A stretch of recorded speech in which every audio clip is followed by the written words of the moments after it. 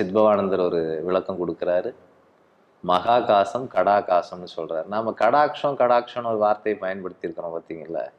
மங்கள கடாட்சமா இருக்கிறாங்க அப்படின்லாம் சொல்றோம் இல்லைங்களா? அந்த கடாட்சம்ங்கிறது பானையை வந்து கட்டம்னு சொல்றோம் இல்லையா?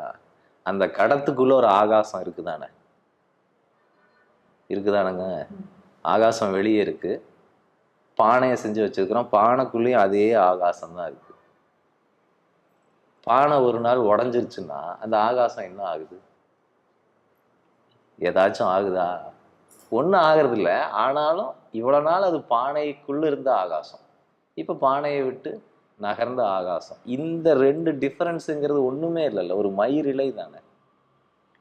இதைத்தான் சொல்றாரு. இப்படித்தான் ஜீவன் இருந்துகிட்டு இருக்குது. எந்த டிஃபரன்ஸும் நான் ஃபீல் பண்றது இல்லை, ஜீவன் வந்து உணர்ந்துகிட்டு இருக்கிறான். பானைக்குள்ள இருக்கிற ஆகாசம், வெளியே இருக்கிற ஆகாசம் அப்படின்னு ஜீவன்